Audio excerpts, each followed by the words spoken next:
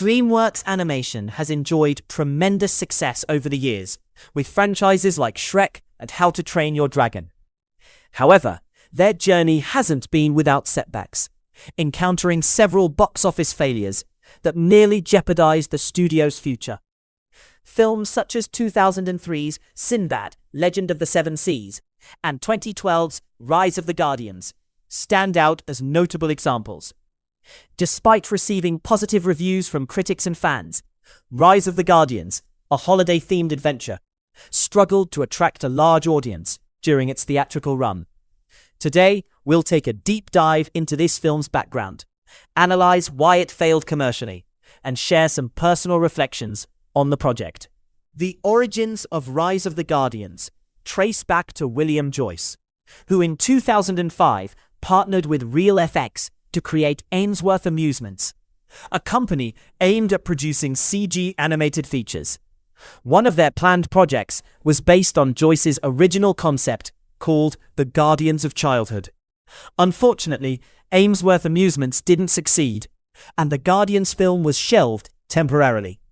Joyce shifted his focus to other works, like adapting his 1990s book A Day with Wilbur Robinson into the 2007 feature Meet the Robinsons. Then, in early 2008, he sold the rights to The Guardians of Childhood to DreamWorks Animation. DreamWorks appointed Peter Ramsey, making his feature directorial debut, to helm the film, with a release date initially set for November 2nd, 2012. Playwright and screenwriter David Lindsay Abair, who had co-written Robots, a film Joyce produced, joined the writing team. In December 2009, the project made headlines when Leonardo DiCaprio was announced as the voice of Jack Frost, the film's lead character, marking what would have been his first animated feature role. However, DiCaprio later exited the project for undisclosed reasons. Guillermo del Toro came on board as an executive producer, contributing to story development, character design, thematic elements, and narrative structure. By early 2011, the film was officially titled Rise of the Guardians, and the voice cast was finalized. Chris Pine replaced DiCaprio as Jack Frost, while Hugh Jackman was cast as Bunny, the Easter Bunny. Alec Baldwin took on the role of North, or Santa Claus, and Isla Fisher voiced Tooth, the Tooth Fairy. Jude Law was brought in to play a mysterious villainous character. During production, Joyce published a book series on which the film was loosely based, releasing the first volume in late 2011. The books explored the origins of the characters, whereas the film's narrative takes place roughly 300 years later, focusing on how the Guardians operate in the present day. Joyce explained this creative choice by saying he didn't want audiences to prefer the book over the film, or spoil the movie's story. The film's release date was eventually pushed back from November 2nd to November 21 to avoid clashing with Monsters University, which itself was delayed by a full year. Production wrapped up with an estimated budget of $145 million, not including marketing, distribution, or theater cuts. These additional costs often mean a film needs to earn roughly twice its production budget to break even. Though Paramount Pictures handled distribution, the movie was fully produced by DreamWorks Animation, meaning the studio bore significant financial risk.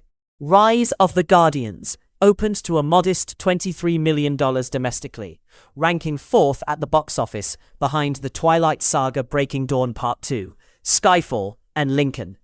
This was the worst opening for a DreamWorks film since 2006's Flushed Away.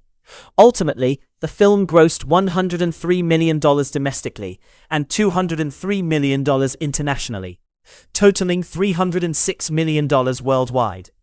Despite these numbers, the HAL production and marketing costs made it a box office bomb with an estimated loss of $83 million. This failure, along with other factors, prompted DreamWorks to lay off 350 employees in February 2013 as part of a company-wide restructuring. The fallout also led to the cancellation of the DreamWorks project Me and My Shadow. Fortunately, DreamWorks Animation survived and continues to produce notable films, with Peter Ramsey later directing the critically acclaimed Into the Spider-Verse in 2018. Critically, Rise of the Guardians was well received, holding a 75% critic score and an 80% audience score on Rotten Tomatoes, alongside a 7.2 over 10 rating on IMDb and 3.6 over 5 on Letterboxd. The film also had a tie-in video game released simultaneously on multiple platforms, including PlayStation 3, Xbox 360, Wii, Nintendo DS, and 3DS.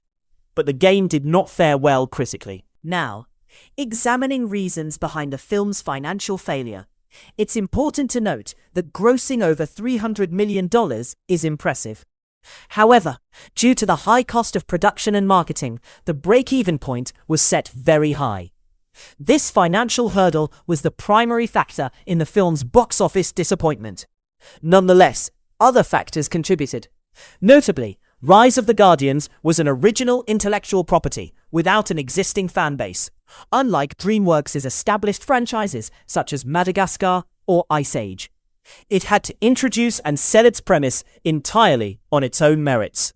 The film also suffered from an identity problem regarding holiday focus. While featuring Santa Claus and elements of Christmas, the story is set during Easter. Yet the film was released just before Thanksgiving, a time usually associated with Christmas movies.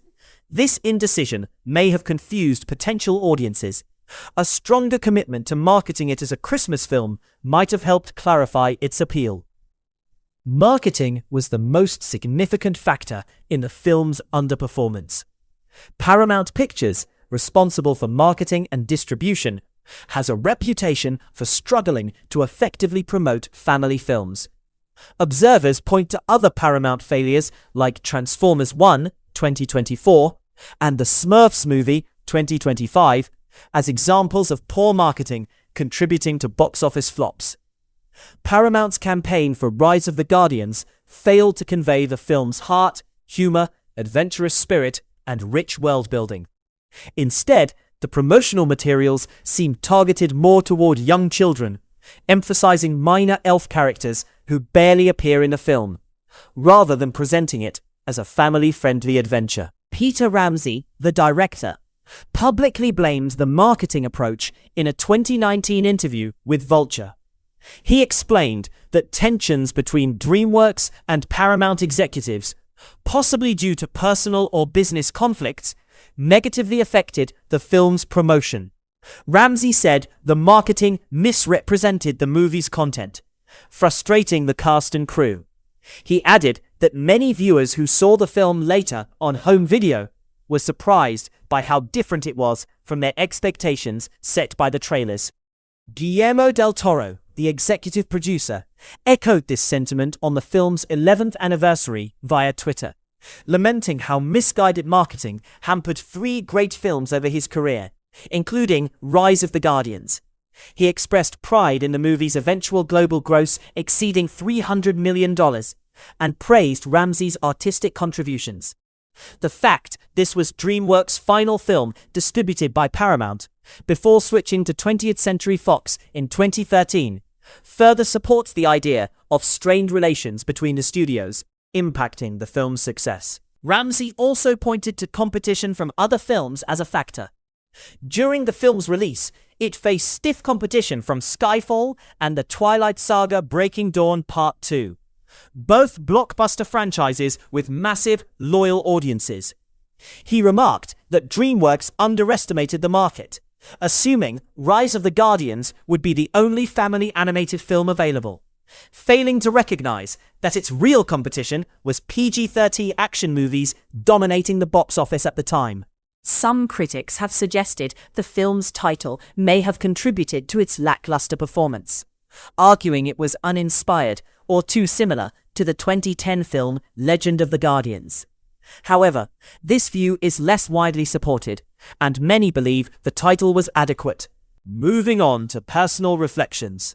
Here is a brief plot overview with a spoiler alert.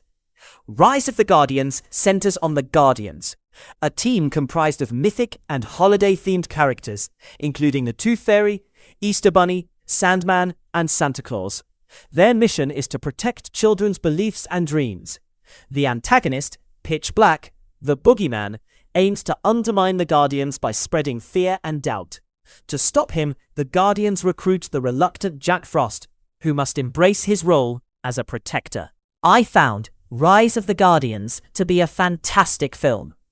Unfortunately, I missed it during my childhood, but I believe I would have adored it then.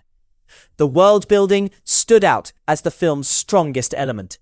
The lore surrounding the Guardians is rich and well balanced, providing enough background to engage viewers without overwhelming them with exposition.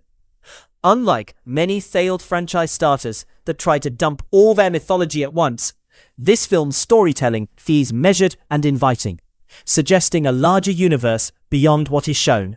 The voice cast was surprisingly excellent. Skeptical at first, I was impressed by the performances. Alec Baldwin's portrayal of Santa Claus was unexpectedly great, almost unrecognizable. Chris Pine brought warmth and wonder to Jack Frost's character, especially during emotional scenes. Jude Law's Pitch Black was chilling, even if the character himself felt somewhat underdeveloped. Isla Fisher and Hugh Jackman offered solid, enjoyable performances as Tooth and Bunny, respectively. The characters themselves are well-crafted and engaging. My favorite dynamic was the rivalry between Jack Frost and the Easter Bunny, which developed charmingly throughout the story and provided much of the film's humor. The subplot involving Jack's lost memories added emotional depth, culminating in a poignant reveal. Overall, the film conveys a positive message that resonates with both children and adults. While I enjoyed most aspects, the film's pacing was uneven. Several sequences flowed smoothly with energy and excitement, but the narrative often slowed abruptly for quieter, more introspective moments. Though these scenes offered valuable character insight, they disrupted the movie's momentum and made it feel somewhat disjointed. The plot itself was episodic, with the Guardians tackling side missions that temporarily diverted focus from the main villain, Pitch Black, who appeared sporadically. This structure diluted the urgency and coherence of the story. Another minor issue was some inconsistent character designs. The core Guardians were visually distinct and creatively designed, like the hummingbird-inspired Tooth Fairy and the rugged mountain man Santa. However, Pitch Black's design was underwhelming, simply a man in a trench coat, lacking the visual flair expected for a primary antagonist. Additionally, some human child characters appeared slightly uncanny, not quite reaching the unsettling level of Polar Express, but noticeably off. Despite these flaws, the problems do not diminish the film's overall quality. I had a thoroughly enjoyable experience watching it. It's a shame the movie underperformed financially, because its world building and characters had great potential. I would have loved to see other iconic figures like Father Time or Mother Nature introduced in future installments. With that, it's time to conclude. Rise of the Guardians' failure is unfortunate, given its status as a charming family film with meaningful themes. Poor marketing and other factors prevented it from recouping its costs, and almost led to the downfall of DreamWorks Animation. But for those who discovered it, the film remains a hidden gem. What are your thoughts on Rise of the Guardians? Did you enjoy it? Why do you think it failed at the box office? Share your opinions in the comments below. Thanks for watching, and I'll see you next week. Here's a preview of the next video.